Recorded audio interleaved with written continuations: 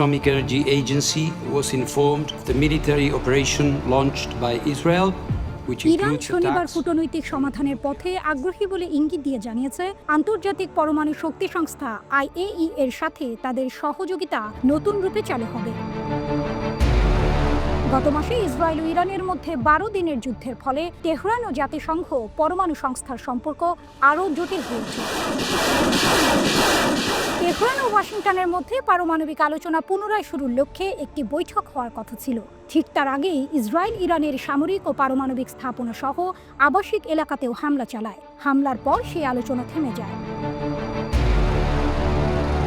Tehran থেকে AFP জানায়, পররাষ্ট্রমন্ত্রী আব্বাস আরাকচি শনিবার বলেন, IAEA এর সাথে আমাদের সহযোগিতা বন্ধ হয়নি, তবে এটি এখন থেকে নতুন রূপে চলবে। তিনি জানান, জুলাইয়ের শুরুতে আনুষ্ঠানিকভাবে IAEA এর সাথে সহযোগিতা স্থগিত করার পর সাইট পর্যবেক্ষণের অনুরোধগুলো কেস বাই কেস ভিত্তিতে মূল্যায়ন করা হবে এবং এটি ইরানের সর্বোচ্চ জাতীয় নিরাপত্তা পরিষদ দ্বারা নিয়ন্ত্রিত হবে। আলাপ আলোচনার বিষয়ে আরাকচি বলেন, কোনো বৈঠকের আগে আমরা সময়, স্থান, কাঠামো, বিষয়বস্তু ও প্রয়োজনীয় নিশ্চয়তা সবকিছুই খতিয়ে দেখছি। তিনি জোর দিয়ে বলেন, আলোচনার বিষয় শুধু পরমাণু কর্মসূচি ও নিষেধাজ্ঞা প্রত্যাহারের বিনিময়ে তাতে আন্তর্জাতিক আস্থা স্থাপন হবে। সামরিক সক্ষমতা আলোচনার বিষয় নয়, অন্য কোনো বিষয় আলোচনার মধ্যে আসবে না। আরাকচি স্পষ্ট করে বলেন, যে কোনো চুক্তিতেই ইরানি জনগণের পরমাণু অধিকার, বিশেষ করে শান্তিপূর্ণ উদ্দেশ্যে ইউরেনিয়াম সমৃদ্ধির অধিকার স্বীকৃত হতে হবে।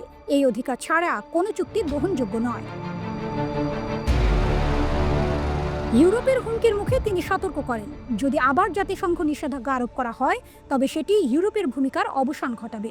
উল্লেখ্য, 2015 সালের পরমাণু চুক্তিতে একটি ধারা রয়েছে যা অনুসারে চুক্তি ভঙ্গ করলে জাতিসংঘের নিষেধাজ্ঞা পুনর্বহাল করা যেতে পারে। যুক্তরাষ্ট্রের সাবেক প্রেসিডেন্ট ডোনাল্ড ট্রাম্প এই চুক্তি থেকে সরে দাঁড়িয়েছিলেন।